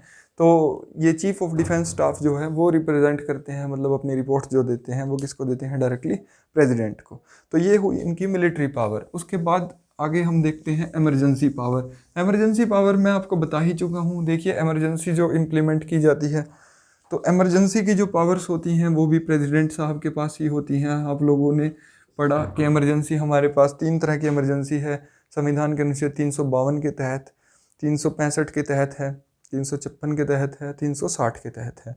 तो वो जो इमरजेंसी पावर्स हैं वो भी कौन करता है, अपना प्रेसिडेंट साहब के पास होती हैं। उसके बाद लास्ट जो पावर्स होती हैं वो होती है वीटो पावर। अब वीटो पावर इंपॉर्टेंट है। Veto power, what is veto power. Veto power क्या होती है, देखिए तीन तरह की वीटो हमारे पास होती है। हमारे हिंदुस्तान के प्रेसिडेंट के पास तीन तरह की वीटो है। एक होती है एब्सोल्यूट वीटो, एक होती है एब्सोल्यूट वीटो, एक होती है सस्पेंसिव वीटो, सस्पेंसिव वीटो, और एक होती है पॉकेट वीटो, एक होती है पॉकेट वीटो। तो हिंदुस्तान के जो प्रेसिडेंट हैं उनके पास तीन तरह की वीटो होती है, एब्सोल्यूट वीटो, सस्पेंसिव वीटो और पॉकेट वीटो। तो अब बात करते हैं एब्सोल्यूट वीटो के अंदर। तो मैंने आप लोगों को बताया था कि लोकसभा और राज्यसभा होती है। लोकसभा ने किसी बिल को पास कर दिया, किसी बिल को लोकसभा ने भी पास कर दिया, राज्यसभा ने भी पास कर दिया, तो वो बिल क्या करेगा, आएगा किसके पास, प्रेसिडेंट के पास। तो प्रेसिडेंट के पास क्या होगा, प्रेसिडेंट के पास तीन ऑप्शंस हैं। ये तीन ऑप्शंस मैंने आपको बताए हैं, तीन ऑप्शंस प्रेसिडेंट के पास हैं। प्रेसिडेंट के पास सबसे पहला ऑप्शन तो ये है कि प्रेसिडेंट उस बिल को असेंट दे दे, अपनी मंजूरी दे दे, सिग्नेचर किए कि ठीक है आप लोगों ने बिल ठीक बनाया है, ओके है, भेज दीजिए। तो वो क्या होगा, अगले दिन गैजेट ऑफ इंडिया के अंदर छप जाएगा और वो पूरे हिंदुस्तान के अंदर लागू हो जाएगा। ठीक है, तो ये हुआ पहला। दूसरा कि प्रेसिडेंट साहब क्या करेंगे कि बिल को क्या हुआ अपने पास रखा, देखा कि अच्छा इसके अंदर ये सब ठीक नहीं है और उसको वापस भेज दिया। वापस जब वो बिल गया तो फिर वो क्या होगा, दोबारा से लोकसभा राज्यसभा उसको देखेगी, उसको दोबारा से पास करेगी, फिर दोबारा से प्रेसिडेंट साहब के पास वो बिल आएगा और फिर प्रेसिडेंट साहब को उसको पास करना ही होगा। ठीक है, ये आता है। आगे मैं आपको बताऊंगा कि किस वीटो के अंदर है। तीसरा ऑप्शन प्रेसिडेंट साहब के पास है कि बिल आया, उन्होंने लिया और आराम से रख लिया। ठीक है, ना उसको पास किया, ना उसको वापस भेजा, कुछ भी नहीं, कोई भी उस पर कार्यवाही नहीं की, बस ऐसे दिखाया कि हमें चिट्ठी मिली ही ना हो। ठीक है, तो ऐसा होता है। तो चलिए उसी को बोलते हैं वीटो पावर, प्रेसिडेंट की शक्तियाँ। ये सिर्फ और सिर्फ प्रेसिडेंट अपनी मर्जी से इस्तेमाल कर सकते हैं। तो सबसे पहले बात करते हैं एब्सोल्यूट वीटो की। तो एब्सोल्यूट वीटो क्या होता है? एब्सोल्यूट वीटो ये होता है कि जब पार्लियामेंट किसी भी बिल को पास करके आपके पास भेज रही है तो आप क्या करोगे, अपनी मंजूरी को बोलते हैं एसेंट, अपनी मंजूरी को विदहोल्ड कर लोगे। विदहोल्ड मतलब रोक लिया, आपने बिल को मंजूरी नहीं दी, आपने रोका हुआ है उसको। तो अगर आप उसको अपनी मंजूरी को रोक लेते हो तो उसको बोला जाता है एब्सोल्यूट वीटो। अब पार्लियामेंट ने कोई बिल पास करके भेजा और प्रेसिडेंट साहब ने अपनी एसेंट को विदहोल्ड कर लिया है, मतलब उन्होंने बोल दिया है कि मैं अभी नहीं दूंगा, थोड़े दिन बाद दूंगा इसको मंजूरी। ठीक है, तो ये कब किया जाता है? ये तब किया जाता है कि अगर कोई बिल किसी प्राइवेट मेंबर का बिल आ जाए। प्राइवेट मेंबर क्या होता है? प्राइवेट मेंबर ये नहीं कि किसी प्राइवेट आदमी का आ गया। अब लोकसभा के अंदर मान लीजिए, जैसे लोकसभा की मैं बात करूँ तो 545 मेंबर बैठे हैं। 545 मेंबर में से 45 ही मंत्री होंगे, बाकी जो 500 हैं वो क्या हुए, प्राइवेट मेंबर हो गए। तो अगर किसी मंत्री का बिल नहीं है, इसका मतलब वो जो प्राइवेट मेंबर का बिल है, अगर किसी मंत्री का कोई बिल है तो वो तो गवर्नमेंट बिल हुआ, क्योंकि वो तो सरकारी पॉलिसी हो गई। अगर उस मंत्री से अलग किसी एमपी ने कोई बिल पास किया है और वो पार्लियामेंट से पास होकर के आ गया है तो उसको बोला जाता है प्राइवेट मेंबर का बिल। प्राइवेट मेंबर का बिल अगर आ जाता है तो मोस्ट ऑफ द केसेस उसको पास होना बड़ा मुश्किल होता है। तो प्रेसिडेंट साहब इस एब्सोल्यूट वीटो का इस्तेमाल कर सकते हैं कि मैं थोड़े दिन बाद दूंगा। या फिर कई बार ऐसा कर लेते हैं कि कोई गवर्नमेंट है, मान लीजिए कई बार ऐसा होता है, ऐसा हुआ भी है कि कोई गवर्नमेंट जाने वाली है, लास्ट सेशन चल रहा है, अब पता है कि नेक्स्ट वीक से या उससे नेक्स्ट वीक से गवर्नमेंट साफ, अगले इलेक्शन होंगे, अगले इलेक्शन में पता नहीं जीते या ना जीते, और उन्होंने क्या किया, अपनी पेंशन्स बढ़ा ली, सैलरी और पेंशन्स को बढ़ा लिया। सैलरी और पेंशन्स को बढ़ाने का बिल मान लीजिए उन्होंने पास कर लिया, अब वो जाएगा प्रेसिडेंट साहब के पास। अब प्रेसिडेंट साहब बोलते हैं कि ठीक है रुको बेटा, देता हूँ, थोड़े दिन रुको। उसके बाद क्या होगा, सरकार तो चली गई, सरकार चली गई, अगर वो सरकार दोबारा से आ जाती है तो फिर वो दोबारा पास करा लेगी। लेकिन अगर वो सरकार चली गई तो फिर क्यों फालतू की पेंशन देनी, तो वो उसको विदहोल्ड कर लेते हैं अपने पास उसकी मंजूरी को, तो उसको बोला जाता है एब्सोल्यूट वीटो। नेक्स्ट आ जाता है सस्पेंसिव वीटो। सस्पेंसिव वीटो का मतलब ये होता है कि प्रेसिडेंट साहब के पास कोई बिल आया और उन्होंने बोला कि इसके अंदर, उन्होंने इसको क्या कर दिया, रिटर्न कर दिया पार्लियामेंट को कि आप इसके अंदर मॉडिफिकेशन करके भेजो, कि आप इसके अंदर मॉडिफिकेशन करके भेजो। अब यहाँ पर क्या होगा कि पार्लियामेंट के पास गया, पार्लियामेंट के पास यानी कि रिटर्न जो किया वो अगेन यहाँ पर चला गया, लोकसभा के अंदर जाएगा।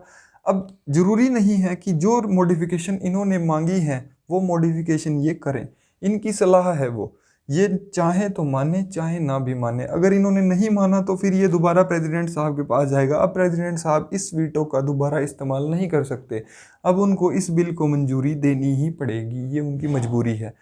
ठीक है, तो इसको बोला जाता है सस्पेंसिव वीटो। सस्पेंसिव वीटो को अगेन मेजोरिटी के साथ क्वालिफाई किया जा सकता है। नेक्स्ट आ जाती है पॉकेट वीटो। पॉकेट वीटो वो होती है कि जहाँ पर क्या होता है कि कोई भी बिल आया, उस बिल को क्या किया कि प्रेसिडेंट साहब ने ना तो उसको रेटिफाई किया ना उसको रिजेक्ट किया, ना तो उन्होंने रेटिफाई किया ना उसको रिजेक्ट किया, बस उसको लेकर के अपने पास होल्ड कर लिया, आराम से रख लिया, ना तो ये कहा कि मैं थोड़े दिन बाद देता हूँ मंजूरी, कुछ भी नहीं कहा, तो उसको बोला जाता है पॉकेट वीटो। अब संविधान के अंदर पॉकेट वीटो की कोई टाइमिंग मेंशन नहीं की, no timing for this, no timing, कितने भी अनंत काल के लिए प्रेसिडेंट अपनी जेब में किसी भी बिल को दबाए रख सकता है। ये उसके पास पॉकेट वीटो सबसे बड़ा हथियार है। यहाँ तक कि अमेरिकन प्रेसिडेंट के पास भी पॉकेट वीटो इतनी बड़ी नहीं है। जो अमेरिकन प्रेसिडेंट है उसके पास भी एक लिमिटेड टाइम है, उसको उस टाइम फ्रेम के अंदर उस पर कोई ना कोई जवाब देना होता है। लेकिन संविधान के अंदर पॉकेट वीटो के लिए प्रेसिडेंट साहब, इंडियन प्रेसिडेंट साहब के पास कोई टाइमिंग मेंशन नहीं की गई। तो ये उनकी खुद की डिस्क्रिशनरी पावर है, वो जितने समय तक चाहे लंबे समय तक उसको होल्ड करके रख सकते हैं। तो हिंदुस्तान के प्रेसिडेंट की जो पॉकेट है, कई बार ये क्वेश्चन भी पूछा जा सकता है कि हिंदुस्तान के प्रेसिडेंट की जो पॉकेट है वो किससे, अमेरिकन प्रेसिडेंट से बड़ी है। तो इसके लिए कोई भी टाइमिंग मेंशन नहीं है। अब इसका एक एग्जांपल भी है कि सन 1986 के अंदर क्या हुआ था। राष्ट्रपति जो थे वो ज्ञानी जैल सिंह थे, और आप लोगों को पता ही होगा कि 1984 के अंदर दंगे वगैरह हुए थे। तो 1986 के अंदर जो प्रधानमंत्री थे वो थे राजीव गांधी जी क्योंकि इंदिरा गांधी तो एक्सपायर हो चुकी थी, उसके बाद राजीव गांधी जो थे वो प्रधानमंत्री थे। तो उन्होंने एक बिल लेकर के आए थे, इंडियन पोस्ट बिल। उस पर काफ़ी कंट्रोवर्सी हुई थी। वो इंडियन पोस्ट बिल ये था कि मीडिया जो भी काम करेगी, जो भी न्यूज़ वगैरह छापनी है, वो सब सरकार की मंजूरी के बिना नहीं छाप सकती। यानी कि मीडिया पर पूर्णतः पाबंदी थी। अगर ऐसा हो जाता तो जितना ये जो सब दंगे वंगे चले, ये जो सिख दंगे वगैरह जो भी हुए थे, तो ये सब खबरें अखबारों में नहीं छप पाती। तो उस टाइम पे प्रेसिडेंट ने क्या किया, पॉकेट वीटो का इस्तेमाल किया बड़ी समझदारी से। उन्होंने क्या किया, उस बिल को लिया और होल्ड करके अपनी जेब में रख लिया। नेक्स्ट गवर्नमेंट आई तो उन्होंने उस बिल को रिजेक्ट कर दिया कि नहीं ठीक है, ऐसा नहीं होना चाहिए था। ठीक है जी। तो पॉकेट वीटो जो होती है वो होती है सबसे बड़ा हथियार प्रेसिडेंट के पास जो होता है। अब सेम टू सेम देखिए इन सब के बारे में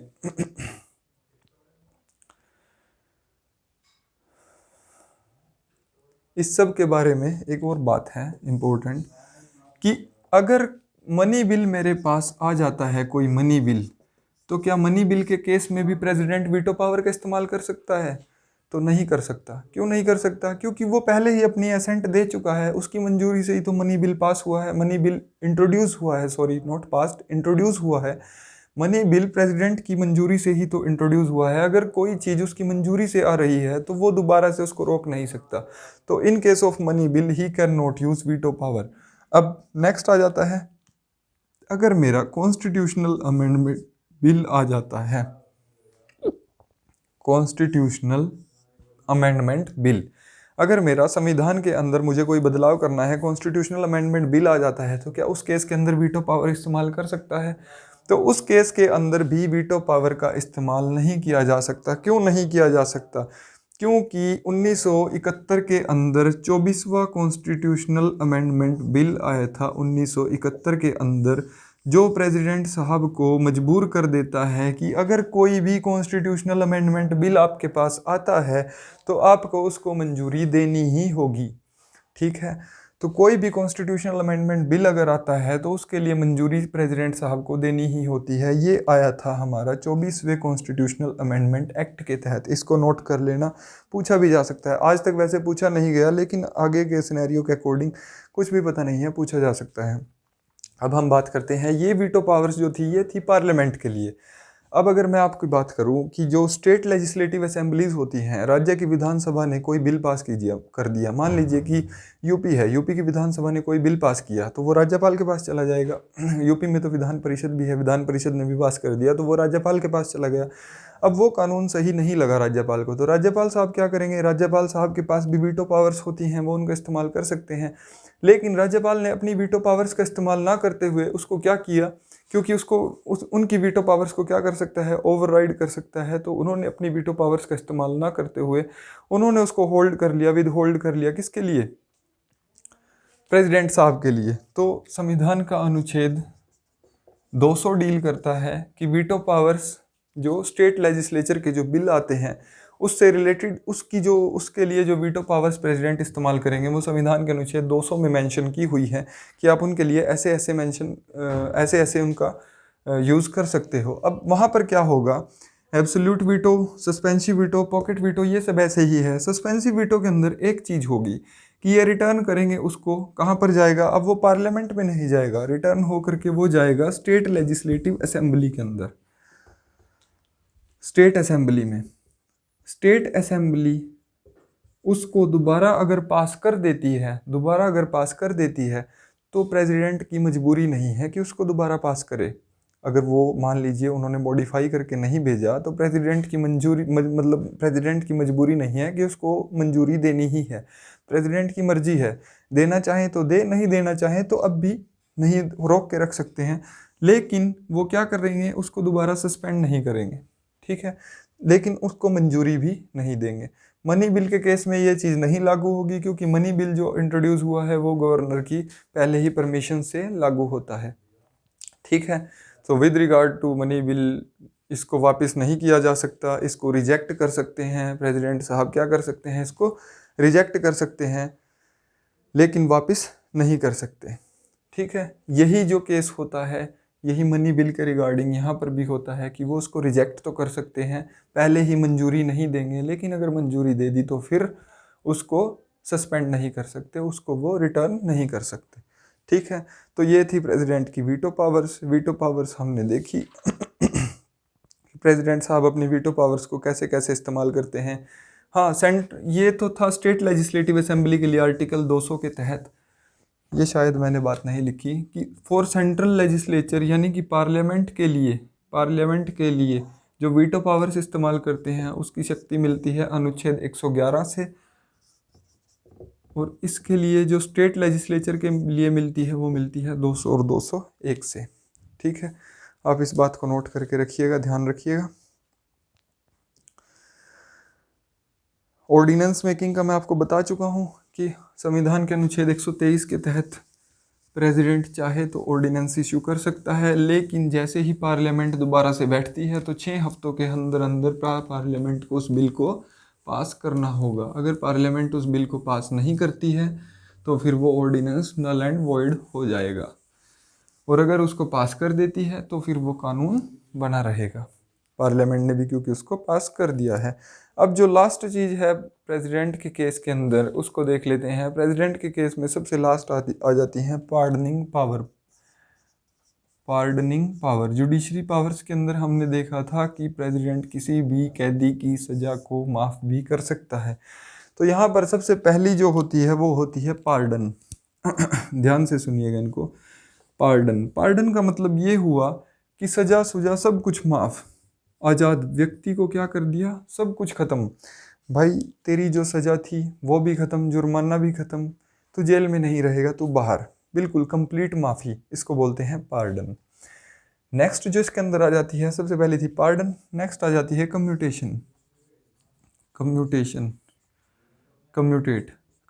मतलब क्या हुआ कि किसी को, मान लीजिए किसी को फांसी की सज़ा हुई थी, डेथ इम्प्रिजनमेंट किसी को हुई थी, तो डेथ इम्प्रिजनमेंट को उसने क्या कन्वर्ट कर दिया, उन्होंने कन्वर्ट कर दिया इसको किस में, लाइफ इम्प्रिजनमेंट में। मतलब लाइफ इम्प्रिजनमेंट मतलब इन्होंने क्या किया कि उसकी उम्र कैद की सज़ा को रिगोरस कठोर उम्र कैद कि सारी ज़िंदगी काम करेगा और उम्र कैद की सज़ा में तब्दील कर दिया कि ठीक है इसको फांसी मत दीजिए, इसको क्या कर दीजिए, उसको बोलते हैं कम्यूटेट करना। मतलब कि सज़ा को उन्होंने क्या किया, सब्सटीट्यूट कर दिया, कि एक तरह की सज़ा को दूसरी तरह की सज़ा में बदल दिया कि भाई तू एक दिन में मत मर, तू रोज़ मर थोड़ा थोड़ा करके, ठीक है। तो तू रिगोरस लाइफ इम्प्रिजनमेंट रहेगा, सारी ज़िंदगी उम्र कैद में रहेगा, लेकिन कठिन परिश्रम तुझे करना पड़ेगा, ठीक है। तो यहाँ लिख देता हूँ, डेथ से चेंज हो गया लाइफ इम्प्रिजनमेंट, ठीक है। नेक्स्ट जो होता है हमारा वो होता है रिमीशन। अब रिमीशन के अंदर क्या आ जाता है, रिमीशन के अंदर ये हो जाता है कि उसने क्या किया कि किसी भी सज़ा को, जो सज़ा थी उसको एज इट इज़ रखा, लेकिन उसको कम कर दिया। मतलब इसको मैं बोल सकता हूँ कि जैसे आप लोगों को मान लीजिए रिड्यूस कर देना किसी भी सज़ा का पीरियड, जैसे कि किसी व्यक्ति को 6 ईयर्स की रिगोरस इम्प्रिजनमेंट थी। अब प्रेसिडेंट साहब ने क्या किया, 6 साल से इसको 4 साल कर दिया, 4 ईयर्स रिगोरस इम्प्रिजनमेंट। तो आप लोग देखोगे कि जो कठोर कारावास था वो एज इट इज़ है यहाँ पर भी और यहाँ पर भी, लेकिन सज़ा का जो पीरियड है पहले 6 था अब बस 4 कर दिया, इतना किया है, तो इसको बोलते हैं रिमिशन करना। देखिए सबसे पहली पार्डन, माफ़ करना, दूसरा हुआ कम्यूटेट, सज़ा का रूप बदल देना, तीसरा हुआ रिमिशन, सज़ा का पीरियड कम कर देना, थर्ड आ जाता है रेस्पाइट, सॉरी फोर्थ आ जाता है रेस्पाइट। रेस्पाइट क्या होता है? रेस्पाइट के अंदर ये होता है कि वो ना किसी को थोड़ी सज़ा दे देते हैं किसी सज़ा के स्थान पर, lesser in place of original. मतलब कोर्ट ने किसी को, मान लीजिए कोई 90 साल का व्यक्ति है और कोर्ट उसको कठिन कारावास की सज़ा दे देता है, कठोर परिश्रम की और कारावास की सज़ा दे देता है, तो प्रेसिडेंट साहब क्या करेंगे? उसने वीटो लगाई, सॉरी उन्होंने क्या लगाया, अर्जी लगाई, पार्डनिंग पावर के तहत प्रेसिडेंट साहब रेस्पाइट कर देंगे, उसकी जो सज़ा है उसको क्या करेंगे? लेसर कर देंगे इन प्लेस ऑफ ओरिजिनल। या मान लीजिए कि कोई लेडीज़ है और वो प्रेग्नेंट है, तो उसको जो सज़ा है उसको क्या कर देंगे? वो कम कर देंगे इन प्लेस ऑफ ओरिजिनल, तो उसकी जगह पर कोई और सज़ा दे देंगे कि आप ऐसा नहीं ऐसा करो, जो उसके अनुरूप हो। ठीक है, मतलब उसको आज़ाद नहीं किया, लेकिन उसकी सज़ा को क्या कर दिया? चेंज कर दिया, प्रारूप उसका बदल दिया, कठोर कारावास को सिंपल कारावास कर दिया। ठीक है, तो ऐसा कर सकते हैं। और लास्ट जो पावर होती है वो होती है रिप्रीव। यहाँ पर लिख लेते हैं रिप्रीव। रिप्रीव, सो रिप्रीव के अंदर क्या होता है? रिप्रीव के अंदर होता है कि उन्होंने ना किसी भी उसको टेम्पररी तौर पर सस्पेंड कर दिया। मान लीजिए कि किसी को फांसी की सज़ा मिली हुई है और किसी का डेथ सेंटेंस है, और डेथ सेंटेंस को उन्होंने क्या किया? उन्होंने रिप्रीव कर दिया कि टेम्पररी तौर पर सस्पेंड है, कि भाई तू ना अपना देख ले, अपील वगैरह देख ले, कुछ तेरे को जो भी करना है, अगर तेरे को कहीं और अपील करनी है या इनमें से कोई और तुझे अर्जी लगानी है तो तू उसको कर ले, देख ले। ठीक है, तो उसको बोला जाता है रिप्रीव करना। तो ये जो होती हैं ये सब क्या होती हैं? प्रेसिडेंट साहब के पास पार्डनिंग पावर, और पार्डनिंग पावर जो संविधान के अनुच्छेद 72 के तहत प्रेसिडेंट को मिलती हैं। तो संविधान का जो आर्टिकल 72 है वो प्रेसिडेंट साहब को क्या चीज़ ग्रांट करता है? पार्डनिंग पावर, माफ़ करने की, सज़ा को माफ़ करने की जो है शक्तियाँ, सज़ा को माफ़ करने की हैं, प्रारूप बदलने की हैं, ये सब। ऐसे ही जो गवर्नर होता है स्टेट का, राज्यपाल जो होता है, उसके पास भी पावर्स होती हैं, पार्डनिंग पावर्स होती हैं, लेकिन वो किसी की भी डेथ सेंटेंस को नहीं चेंज कर सकता। जो मृत्यु की सज़ा अगर किसी को मिली है तो उसके लिए राज्यपाल के पास अपील नहीं की जा सकती, बाकी सज़ाओं के अंदर राज्यपाल के पास अपील की जा सकती है। तो ये जो था चैप्टर हमने यहाँ पर जो अभी तक डिस्कस किया है, ये हमने डिस्कस किया है कि प्रेसिडेंट साहब के पास जो जो पावर्स हैं कैसे कैसे। सबसे पहले हमने देखा कि प्रेसिडेंट साहब को चुना कैसे जाता है, कौन होता है प्रेसिडेंट, उसको चुनाव के लिए क्वालिफिकेशन क्या है। फिर अब जो प्रेसिडेंट हैं उनके बारे में हमने डिस्कस किया। फिर प्रेसिडेंट को हटाया कैसे जा सकता है, प्रेसिडेंट साहब के पास पावर्स क्या क्या होती हैं, उनको कैसे कैसे वो इस्तेमाल कर सकते हैं, तो ये सब चीज़। अब मैं कुछ इंपॉर्टेंट आर्टिकल्स आपको लिखता हूँ। जैसे अभी मैंने आपको बताया है कि आर्टिकल 72 जो है उसके तहत संविधान के प्रेसिडेंट साहब के पास पार्डनिंग पावर है। 123 के तहत वो क्या कर सकते हैं? 123 के तहत ऑर्डिनेंस को इशू कर सकते हैं। 143 के तहत क्या कर सकते हैं? वो सुप्रीम कोर्ट से एडवाइस ले सकते हैं। और तो इस चीज़ को नोट कर लीजिएगा, ये रहे आर्टिकल। और यहाँ पर मैं लिखता हूँ कि इस आर्टिकल के अंदर मेंशन क्या है, डिफाइंड क्या है। तो आर्टिकल नंबर 52 बोलता है that there should be a president of India. Article number 52 बोलता है कि that there should be a president of India. Article number 53 deal करता है एग्जीक्यूटिव पावर्स से। एग्जीक्यूटिव पावर्स, प्रेसिडेंट साहब के पास जितनी एग्जीक्यूटिव पावर्स हैं वो कहाँ से इस्तेमाल करते हैं?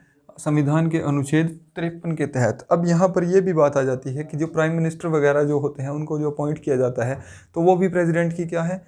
एग्जीक्यूटिव पावर्स हैं। वो कहाँ से आती हैं? संविधान के अनुच्छेद 53 से। अब नेक्स्ट बात कर लेते हैं संविधान का अनुच्छेद 54। संविधान का अनुच्छेद 54 डील करता है for the election of the president. तो इसको आप ध्यान रखिएगा कि प्रेसिडेंट का जो इलेक्शन होगा वो ये क्वेश्चन ना आजकल के टाइम में अभी हाल ही में 2022 के अंदर 2 कॉम्पिटिटिव एग्जाम्स के अंदर पूछा जा चुका है कि सेम क्वेश्चन कि प्रेसिडेंट के इलेक्शन से संबंधित निम्न में से कौन सा आर्टिकल है, तो ये आपको पता होना चाहिए। नेक्स्ट आ जाता है हमारे पास, ये हुआ आर्टिकल 54। नेक्स्ट आ जाता है 55। 55 के अंदर होता है manner of election of president. Manner of election of president जो मैंने आपको बताया है कि इनडायरेक्ट इलेक्शंस प्रेसिडेंट साहब के होते हैं, दैट इज़ द। नेक्स्ट आ जाता है 56। 56 जो होता है वो होता है term of office of president. Term of office of president, president साहब का कितने साल के लिए कार्यकाल होता है, 5 साल के लिए होता है, ये सब। उसके बाद नेक्स्ट जो होता है आपके क्वालिफिकेशन वगैरह ये सब उतने इम्पोर्टेंट नहीं है। ओथ वगैरह, हाँ ओथ भी पूछा जा सकता है। संविधान के अनुच्छेद 60 के तहत प्रेसिडेंट क्या करता है, ये डील करता है ओथ ऑफ द प्रेसिडेंट से, कि प्रेसिडेंट को जो शपथ दिलाई जा रही है वो किससे दिलाई जा रही है, दैट इज़ 60। उसके बाद आ जाता है आपके पास, हाँ एक चीज़ और, अगर प्रेसिडेंट के इलेक्शन का कोई डिस्प्यूट हो, dispute of election of president, अगर प्रेसिडेंट के इलेक्शन में कोई भी डिस्प्यूट हो जाता है तो उसको कौन डील करता है, supreme court of India. Supreme court of India उसको डील करेगा। तो ये हो जाता है अगर उसके, अब 72 मैं आपको बता ही चुका हूँ, 72 पार्डनिंग पावर वाला है, ये तो हम अभी देख ही चुके हैं, 72 पार्डनिंग पावर का हो जाता है। अब नेक्स्ट आ जाता है, हाँ 74 के तहत, 74 देखिए 52 में तो 53 में तो उसने एग्जीक्यूटिव पावर्स का इस्तेमाल कर लिया, 74 जो हो जाता है 74 के अंदर डील करते हैं council of ministers to aid president. अब इसका क्या मतलब हुआ, इसका मतलब ये हुआ कि आर्टिकल नंबर 74 संविधान का अनुच्छेद नंबर 74 ये बोलता है काउंसिल ऑफ मिनिस्टर्स को, यानी कि कैबिनेट को, कि आप प्रेसिडेंट को सलाह दीजिए, जो भी आपको काम करना है वो आप प्रेसिडेंट को बताइए कि हम ये कर रहे हैं वो कर रहे हैं। तो प्रेसिडेंट को मैटर्स के बारे में बताना, ये सब संविधान के अंदर मेंशन्ड है आर्टिकल नंबर 74 के अंदर, ये इंपॉर्टेंट है, इसको ध्यान रखिएगा। उसके बाद ये 72, 74, 75 वगैरह ये सब सैलरीज वगैरह से डील करते हैं। नेक्स्ट 76 आ जाता है, 76 के तहत अटॉर्नी जनरल होता है, जो अटॉर्नी जनरल ऑफ इंडिया, उसको प्रेसिडेंट अपॉइंट करता है। Attorney general of India, India का हाईएस्ट लॉ ऑफिसर जो होता है उसको प्रेसिडेंट अपॉइंट करते हैं। तो वो होता है आर्टिकल नंबर 76 के तहत। उसके बाद फिर नेक्स्ट, इनको नोट कर लीजिएगा आप लोग। नेक्स्ट आ जाता है हमारे पास कि संविधान के पार्लियामेंट के जो सेशंस वगैरह होते हैं उनको संविधान के किस अनुच्छेद के तहत प्रेसिडेंट संबोधित करते हैं। तो पार्लियामेंट के अंदर जो समन्स और प्रोरोग और वगैरह जो कुछ भी करते हैं ना पार्लियामेंट के सेशन से रिलेटेड, प्रोरोगेशन और डिसोल्यूशन। डिसोल्यूशन का मतलब ये होता है कि डिसोल्यूशन मतलब पार्लियामेंट को डिसोल्व करना है। तो जैसे कि किसी सरकार का टाइम पीरियड हो गया है और इलेक्शंस होने हैं, तो फिर क्या करेंगे, प्राइम मिनिस्टर साहब प्रेसिडेंट साहब को बोलेंगे कि सर अब आप पार्लियामेंट को डिसोल्व कर दीजिए और नेक्स्ट इलेक्शन कंडक्ट कराने हैं। तो प्रेसिडेंट साहब क्या करेंगे, प्रेसिडेंट साहब ही पार्लियामेंट को डिसोल्व करेंगे कि अब पार्लियामेंट, ये वाली जो सरकार थी वो ख़त्म, अब री इलेक्शन होने जा रहे हैं। तो पार्लियामेंट को डिसोल्व करने का काम भी कौन करते हैं, प्रेसिडेंट करते हैं। तो ये उनकी क्या होती है, लेजिस्लेटिव पावर्स होती हैं, ठीक है। तो वो 85 के तहत होता है, 85 के तहत उस चीज़ को वो इस्तेमाल करते हैं। अच्छा ये हमने देख ही लिया कि वीटो पावर्स वो आर्टिकल नंबर 111 के तहत वीटो पावर्स का इस्तेमाल करते हैं। 112 के तहत वो एनुअल बजट पेश करते हैं, जो फाइनेंशियल स्टेटमेंट जिसको हम बोलते हैं, एनुअल बजट जो हमारा आता है वो संविधान के 112 आर्टिकल के तहत बजट को पेश तो करता है फाइनेंस मिनिस्टर, लेकिन किसके प्रसाद पर्यंत पेश करता है, प्रेसिडेंट के। तो प्रेसिडेंट साहब की मंजूरी से ही बजट पेश किया जाता है संविधान के अनुच्छेद 112 के तहत ये बात मेंशन्ड है कि यूनियन बजट यानी कि एनुअल फाइनेंशियल स्टेटमेंट जो है वो पेश की जाएगी कहाँ पर, पार्लियामेंट में। किस से? प्रेसिडेंट की मर्जी से। 123 और 143 ये मैं आपको बता ही चुका हूँ।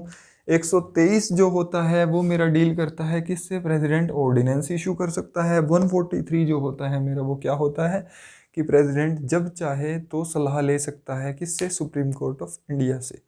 ठीक है, तो सुप्रीम कोर्ट ऑफ इंडिया के चीफ जस्टिस से वो सलाह ले सकता है। तो ये हमारा प्रेसिडेंट का चैप्टर आज खत्म हो जाता है। नेक्स्ट लेक्चर में हम डिस्कस करने वाले हैं वाइस प्रेसिडेंट को, प्राइम मिनिस्टर को और काउंसिल ऑफ मिनिस्टर्स को। वो सब छोटे छोटे से पार्ट हैं। प्रेसिडेंट का जो पार्ट था ये थोड़ा सा बड़ा था, मैंने आपको थोड़ा सा डिटेल में बताने की कोशिश की है। थोड़ा सा एक्सेसिव बताया है, ज़्यादा एक्सेसिव भी नहीं बताया, लेकिन मोर देन इनफ बताया है। जितना आपको चाहिए उससे ज़रूरत से थोड़ा सा ज़्यादा बताया है, क्योंकि कल को अगर पेपर का स्टैंडर्ड थोड़ा सा हाई भी हो जाता है तो आप लोगों को किसी प्रकार की कोई परेशानी ना हो। तो अभी वाइस प्रेसिडेंट, प्राइम मिनिस्टर और काउंसिल ऑफ मिनिस्टर्स को हम डिस्कस करेंगे नेक्स्ट लेक्चर के अंदर। मैं आप लोगों के लिए लेकर के आऊँगा। फिर उसके बाद हम पार्लियामेंट को डिस्कस करेंगे। पार्लियामेंट वाला चैप्टर हमारा थोड़ा सा बड़ा हो जाता है।